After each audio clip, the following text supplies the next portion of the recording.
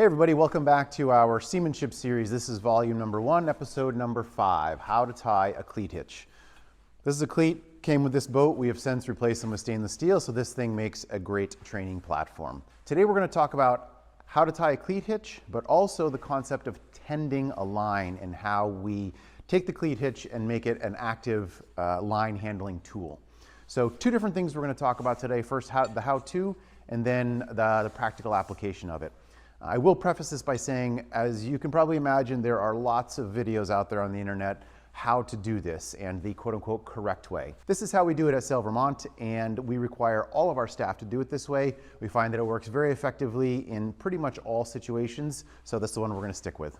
So this knot, more than any other, is most important to remember rule number 1, which is anything we do with this line should set us up for the next thing to do with this line. The next thing we're going to do with it, either adjust it or release it. This knot, when done correctly, no matter how hard it is being pulled on this end, you can still release this easily. In an emergency, you want to be able to release this quickly and neatly and move on to your next thing. So here at Sail Vermont, we teach our staff to use an under, over lock technique. Quite simply, that means under the cleat once with an open angle, under the cleat a second time, over the cleat once, over the cleat a second time, and then our lock.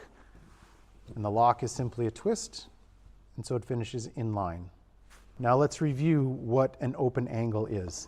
In this case, I'm starting my first under, leaving this angle completely open.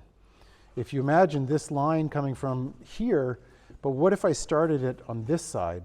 When I do my first under, my second under, when I do my first over, all of a sudden, you can't see it, but right here, these two lines are going to bind. And if this is really loaded tight, you will not be able to release them. If you picture this being pulled this way, I can't pull it out from underneath, okay?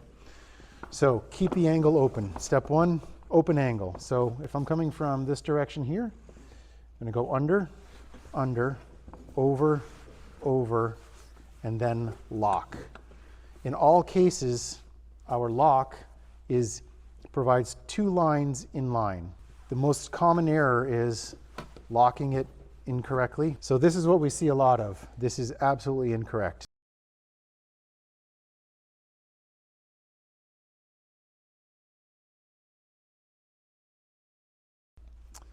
Under, over, lock. Okay, so we're going to show this from all 4 directions what this should look like.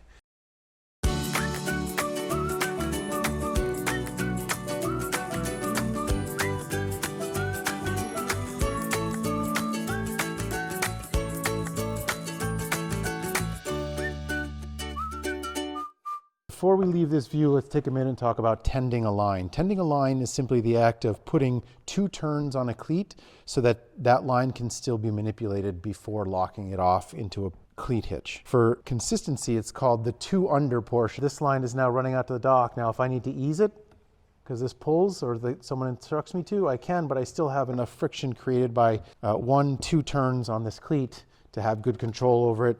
And then if the command comes down, okay, there, make it or lock it off. You just put your over, and your lock on, and boom, you're good to go.